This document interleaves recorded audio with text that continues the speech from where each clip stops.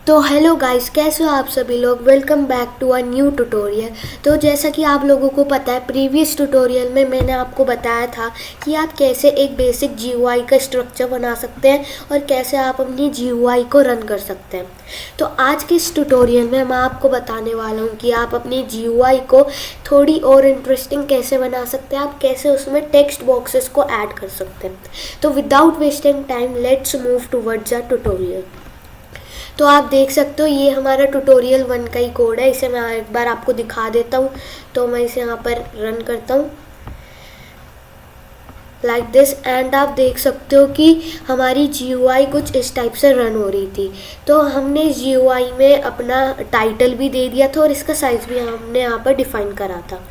तो उससे पहले मैं आपको एक चीज़ बताना चाहता हूँ कि जैसे मैं अपनी जीयूआई को रन करता हूँ तो एक जो इम्पोर्टेंट चीज़ वो ये है कि ये जो जीयूआई है ये लूप हो रही है, मीन्स ये एक लूपिंग स्टेट में है।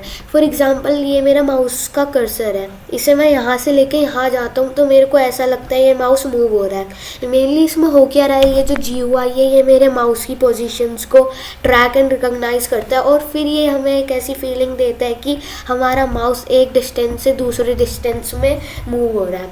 तो मेनली मैं आपको ये बताना चाह रहा था कि जीयूआई के अंदर सब चीज़ें लूप होती हैं। तो उससे पहले मैं जो अपनी जीयूआई का टाइटल है वो यहाँ पर मैं चेंज कर देता हूँ और मैं यहाँ पर लिख देता हूँ लेबल्स। और इसका साइज़ भी मेरे को थोड़ा ज़्यादा लग रहा था तो मैं इसे 500 बाय 500 यहाँ पर कर देता हूँ। तो एक टेक्स्ट को जीयूआई में ऐड करने के लिए मेनली 2 स्टेप्स होते हैं। फर्स्ट स्टेप जो है वो हमारा है टेक्स्ट को क्रिएट करना, तो वो हम इजीली कर सकते हैं और फिर उसे अपनी जीयूआई में पुट करना। तो ये मेनली 2 स्टेप्स है जिन्हें आपको ध्यान में रखना है। तो सबसे पहले मैं यहाँ पर क्या करता हूँ, इम्पोर्ट टिकिंटर को हटा के मैं यहाँ पर फ्रॉम टिकिंटर इम्पोर्ट एवरीथिंग और यहाँ पर मैं टिकिंटर डॉट यहाँ पर हटा देता हूँ। तो मेनली कुछ इतना डिफरेंस हुआ नहीं है, लेकिन जो टिकिंटर मॉड्यूल है उसमें से मेरी यहाँ पर सारी चीज़ें इंपोर्ट हो जाएगी। तो इसके बाद सबसे पहले आपको कोई भी लेवल टेक्स्ट बनाने के लिए डिफ़ाइन करना होता है उसका वेरिएबल। फॉर एग्जांपल मैं यहाँ पर लिखता हूँ my level 1 is equal to level और यहाँ पर ब्रैकेट्स के अंदर जहाँ हमें ये लेबल चाहिए। फॉर एग्जांपल हमें अपनी जीयूआई के अंदर चाहिए जो कि है हमारा मेन वेरिएबल, तो मैं यहाँ पर मेन वेरिएबल टाइप कर देता हूँ और फिर कोमा लगा के मैं यहाँ पर टेक्स्ट इज़ इक्वल टू करके अपना टेक्स्ट डिफाइन कर दूँगा कोट्स के अंदर। For example I need this is my label.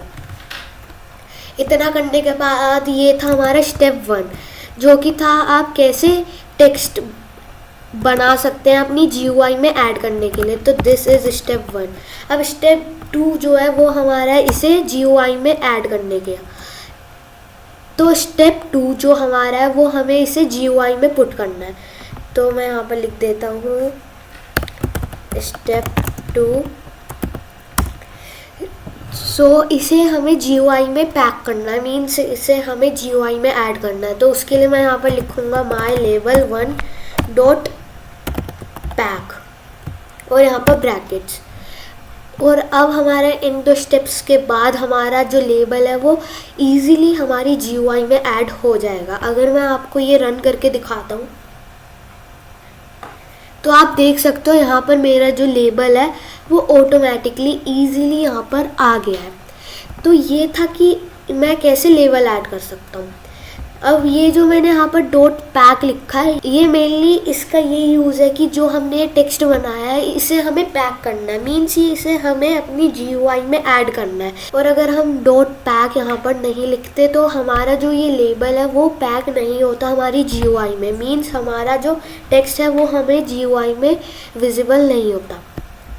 तो इस टाइप से हमने बहुत ईजीली एक ये सीख लिया है कि हम कैसे लेवल ऐड कर सकते हैं। अब इतना करने के बाद आप इसका टेक्स्ट चेंज भी कर सकते हैं और अगर आप चाहो तो इसका टेक्स्ट कलर भी दे सकते हो, means background and foreground. So for example अगर मैं यहाँ पर इसे फोरग्राउंड देना चाहता हूँ रेड, बाय द वे मैं इसे कोट्स के अंदर डिफाइन करूँगा। फोरग्राउंड मेरा रेड हो गया और मैं इसे एक बार रन करके देख लेता हूँ कि मेरा फोरग्राउंड यहाँ पर अप्लाई हुआ है कि नहीं। तो आप देख सकते हो यहाँ पर मैंने अपना फोरग्राउंड भी रेड में चेंज कर लिया है, जैसा कि आप यहाँ पर देख सकते हो। और इतना करने के बाद आप यहाँ पर बैकग्राउंड भी डिफाइन कर सकते हो। बैकग्राउंड इज इक्वल टू, और यहाँ पर उसका colour for example I need black. And अगर मैं इसे अब रन करता हूँ तो आप देख सकते हो हमारा बैकग्राउंड एंड फोरग्राउंड भी यहाँ पर इजीली वर्क हो रहे हैं। तो यहाँ पर आप लेवल के अंदर फर्स्ट ऑफ ऑल आपको ये डिफ़ाइन करना है कि ये आपको किस चीज़ के अंदर चाहिए। हमें अपनी GUI के अंदर चाहिए, इसलिए यहाँ पर मेन लिख दिया, जो कि हमारी GUI को डिफ़ाइन कर रही है। और फिर हमने यहाँ पर अपना टेक्स्ट डिफ़ाइन कर दिया, फोरग्राउंड डिफ़ाइन कर दिया एंड बैकग्राउंड भी डिफ़ाइन कर दिया। अगर मैं इसका फोरग्राउंड आपको चेंज करके दिखाऊं फॉर एग्जांपल वाइट, एंड मैं इसका बैकग्राउंड चेंज करके दिखा देता हूँ ब्लू, और अगर मैं इसे अब रन करता हूँ तो आप देख सकते हो ये इजीली रन हो गया है। आप यहाँ पर दो चीज़ें और कर सकते हो, वो ये है कि आप यहाँ पर इसे फ़ॉन्ट और साइज़ भी दे सकते हो। फॉर एग्ज़ाम्पल अगर मैं यहाँ पर सबसे पहले मेरे को यहाँ पर कोमा लगाना होगा हर चीज़ डिफ़ाइन करने के बाद, मैं इसे देना चाहता हूँ फ़ॉन्ट। तो font for example I need Arial, और मैं इसका फ़ॉन्ट साइज़ भी डिफ़ाइन कर सकता हूँ फॉर एग्ज़ाम्पल एरियल 20।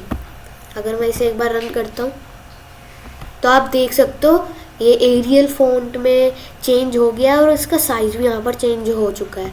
अगर मैं यहाँ पर 20 की जगह 15 लिखता हूँ और फिर से मैं आपको एक बार रन करके दिखाता हूँ तो आप देख सकते हो थोड़ा साइज़ डिक्रीज़ हो गया।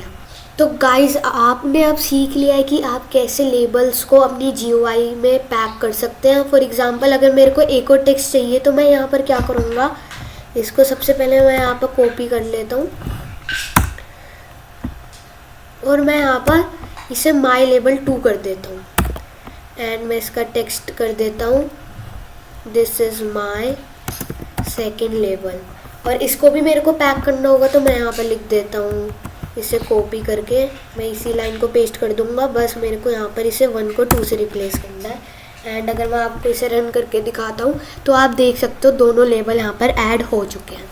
तो ये जो मैं यहाँ पर डॉट पैक ऐड कर रहा हूँ इसे आप अलग अलग लिखकर भी यहाँ पर यूज़ कर सकते हैं। अदरवाइज़ आप क्या कर सकते हो, इसे यहाँ से हटाकर आप इसको माई लेबल 1 के साथ यहाँ पर पेस्ट कर सकते हो लाइक दिस।